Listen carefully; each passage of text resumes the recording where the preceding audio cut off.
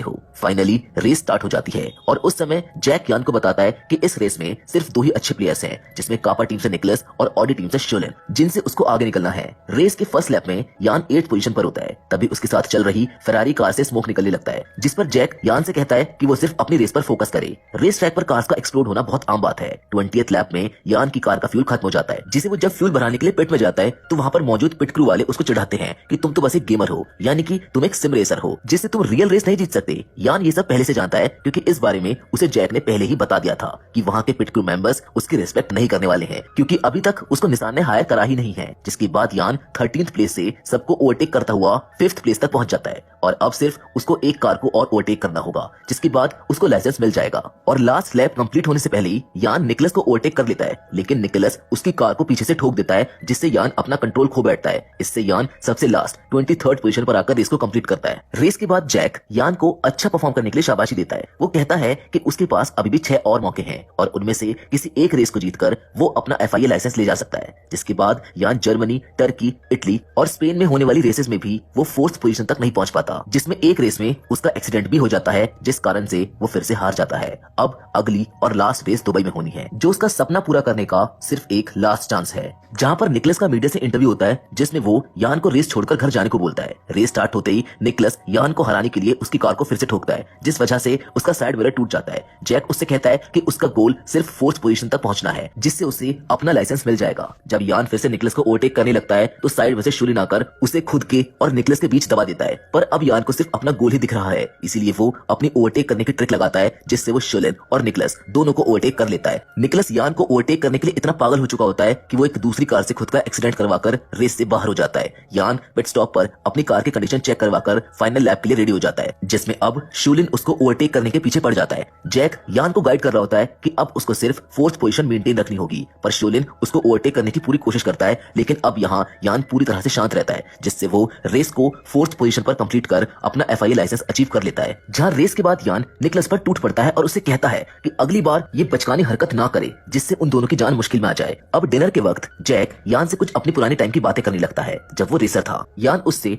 उसके favourite race track के बारे में पूछता है। जैक उसे बोलता है कि मेरा फेवरेट सर्किट लेमान है, जिस पर अगर कोई जीत भी जाता है तो उसको सालों तक याद रखा जाता है, जिसको सिर्फ देखकर ही रेसर्स में एक अलग ही ऊर्जा आ जाती है। बात करते हुए उनके पास 2 लेडीज आती हैं, जो यान से उसका ऑटोग्राफ मांगते हुए उसके साथ सेल्फी लेने लगती हैं। जैक के कहने पर यान अपनी क्रश ऑड्री को टोक्यो में निसान का कॉन्ट्रैक्ट साइन करते हुए देखने के लिए बुलाता है। कॉन्ट्रैक्ट साइन करते हुए ग्रैंड टूरिज्मो का क्रिएटर यान को शाबाशी देते हुए सबको स्पीच देता है। साइन करते ही यान का सपना पूरा हो जाता है, जिसके बाद यान ऑड्रे के साथ टोक्यो में घूमने निकल जाता है, जहां वो अपने बचपन से जाना चाहता था। इसके कुछ समय बाद ही यान अपनी नेक्स्ट रेस के लिए जर्मनी निकल जाता है, जहां पर उसको बहुत ही खतरनाक रेस ट्रैक पर कार चलानी होगी। रेस के पहले वो जैक को एक गिफ्ट देता है, जिसे उसे रेस जीतने के बाद वो खोलने को बोलता है, और हमेशा की तरह वो रेस के पहले अपना फेवरेट म्यूजिक भी सुनता है। थोड़ी देर बाद ही रेस स्टार्ट हो जाती है, जिसको यान की फैमिली अपने घर से ही देख रही होती है, और थोड़े ही समय में यान निकलस के साथ बाकी सबको ओवरटेक करते हुए 6th लैप में ही 5th पोजीशन से 2nd पोजीशन पर आ जाता है। यान 1st पोजीशन पर फरारी को ओवरटेक करने के लिए बहुत ही उतावला हो जाता है, पर रेस ट्रैक के एक कॉर्नर को बहुत तेजी से पार करने के बाद एक इंक्लाइंड पाथ पर बहुत तेजी से गुजरता है, जिससे उसकी कार का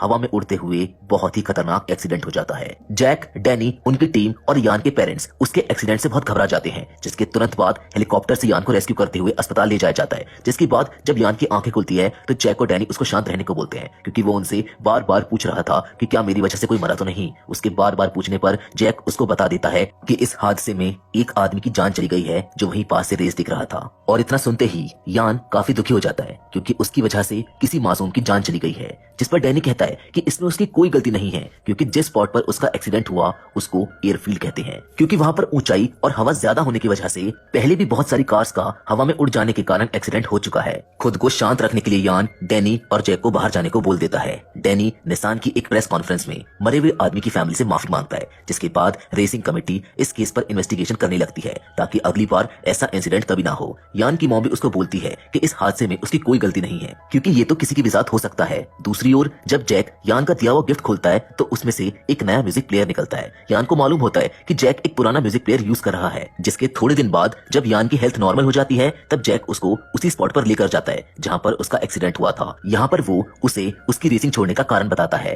वो बताता है कि जब जैक ले मांस ट्रैक पर रेस कर रहा था तब उसी की तरह उसका भी एक भयानक एक्सीडेंट हो गया था, जिसमें 3 बार रोल होने के बाद उसकी कार में आग लग गई थी, जिससे उसकी जान तो बच गई थी, लेकिन एक्सीडेंट के सदमे की वजह से उसने रेस करने का कॉन्फिडेंस ही खो दिया था, जिसके बाद उसने कभी भी रेसिंग नहीं की। जैक उसको ये सब इसलिए बता रहा है क्योंकि वो नहीं चाहता कि जिस सदमे से वो गुजरा है वैसे ही यान भी गुजरे। जिसके बाद जैक यान को कार की चाबी देता है ताकि वो अपनी रेस को कंप्लीट करे, जिससे उसका कॉन्फिडेंस बढ़ेगा। उस दिन शाम को एक होटल में यान, डैनी और जैक मिलते हैं। उनके लिए 2 खबर होती हैं, जिसमें डैनी बताता है कि अच्छी खबर यह है कि रेसिंग कमीशन ने बताया है कि इस एक्सीडेंट में यान की कोई भी गलती नहीं थी, जबकि दूसरी बुरी खबर यह है कि कापा टीम के प्लेयर निकलस ने एक ट्वीट किया है जिसमें उसने यान का FIA लाइसेंस रद्द करने की मांग की है और एक कैंपेन चलाया है जिसमें रियल रेस में गेम के प्लेयर्स को मौका नहीं देना चाहिए। और इस कैंपेन में दूसरी टीम भी हिस्सा ले रही है, जिस वजह से सारी टीम्स ने साथ मिलकर निसान टीम पर केस कर दिया है। निसान तो इस केस को डिसमिस करना चाहता है, पर इस मुसीबत से बाहर निकलने के लिए डैनी एक सुझाव देता है कि अब अगली रेस जो ले मांस 24 आवर्स ट्रैक पर होगी उसमें उन्हें 3rd प्लेस पर रेस कंप्लीट कर खुद को एक अच्छी टीम साबित करना होगा। इस रेस में हर टीम को अपने 3 प्लेयर्स रखने होंगे जो एक ही कार से 24 आवर्स रेस करेंगे, जो एक तरह की कार की रिले रेस होगी। डैनी और जैक यान को बताते हैं कि ले मांस कोई नॉर्मल ट्रैक नहीं है, क्योंकि वहां पर कार्स और उनके रेसर्स की मेंटल और फिजिकल हेल्थ को चेक करती है। उस ट्रैक पर कार कंपनीज की कार और उनके इंजन की कड़ी परीक्षा होगी। साथ ही में डैनी यान को यह भी बताता है कि उसके साथ के बाकी 2 रेसर्स मैटी और एंटोनियो हैं। ये वही रेसर्स हैं जिनको हराकर यान ने निसान कंपनी में एंट्री मारी थी। अगले दिन डैनी मैटी और एंटोनियो को फ्रांस में बुला लेता है, जिसके बाद डैनी तीनों रेसर्स यान, मैटी और एंटोनियो को उनकी नई चमकती हुई कार दिखाता है जो हल्की और बहुत फास्ट कार है, जिससे ये तीनों रेसर्स रिले रेस करेंगे। अब कुछ ही दिनों में 24 आवर्स रेस यानी कि ले मांस ट्रैक पर रेस का दिन भी आ जाता है, जिसको देखने वहां पर लाखों लोग आए हुए हैं। उधर जब यान अपने टीम रूम में रेस के लिए तैयार हो रहा होता है तभी वो देखकर शॉक रह जाता है कि आखिरकार उसके डैड उससे मिलने आ ही गए। स्टीव यान को गले लगाकर उससे माफी मांगता है क्योंकि वो उसे सही समय पर सपोर्ट नहीं कर पाया है। उसे उस पर बहुत नाज है। जिसके बाद स्टीव यान के हेलमेट पर उसकी फुटबॉल टीम का बैच चिपका देता है, जिसके थोड़ी ही देर बाद तीनों रेसर्स को जैक आकर बताता है कि रेस दिन में 3 बजे स्टार्ट होगी और अगले दिन उसी समय खत्म होगी और हम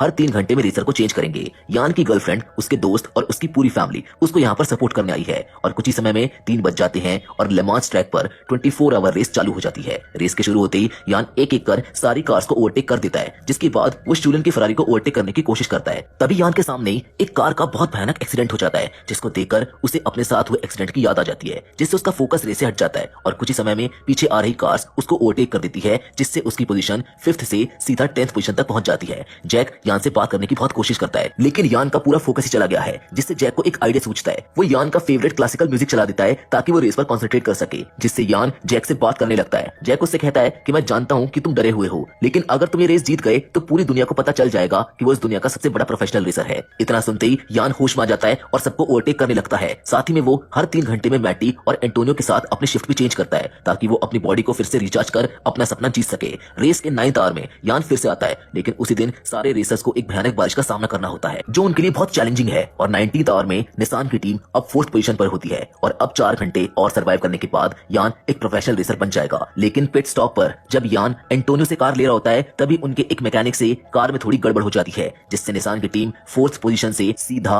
9वीं पोजीशन पर आ जाती है। लेकिन यान के लिए ये बहुत आसान होता है क्योंकि वो अपनी ओवरटेक करने की ट्रिक से सबको ओवरटेक कर 9th से वापस 4th पोजीशन पर पहुंच जाता है। आखिर में रेस के लास्ट लैप में यान को 3rd प्लेस पर निकलस को ओवरटेक करना था ताकि वो टॉप 3 में आकर दुनिया को ये प्रूव कर सके कि ग्रैंड टूरिज्मो गेम के प्लेयर्स रियल रेसिंग प्लेयर्स से भी अच्छी रेस कर सकते हैं। लैप खत्म होने से ठीक लास्ट कॉर्नर पर यान निकलस को ओवरटेक करने के लिए अपनी स्पीड बढ़ा देता है और लैप खत्म होने के पहले ही निकलस को हराकर और 3rd पोजीशन पर आकर यान और उसकी टीम ने दुनिया को प्रूव कर दिया होता है कि गेम के प्लेयर्स भी अच्छा खेल सकते हैं। इतनी बड़ी अचीवमेंट से वहां पर मौजूद सारे लोग निसान टीम को बधाइयां देने लगते हैं, जबकि दूसरी ओर 3rd पोजीशन पर आने की खुशी में ये तीनों प्लेयर्स अपनी खुशी मनाने लगते हैं, जिसके साथ इस मूवी के आखिरी सीन में हमें यान की रियल फोटो भी दिखाई जाती है। यान ले मांस ट्रैक पर रेस जीतने के बाद अब अपनी जिंदगी की यात्रा एक अच्छे प्रोफेशनल रेसर बनकर कंटिन्यू करेगा।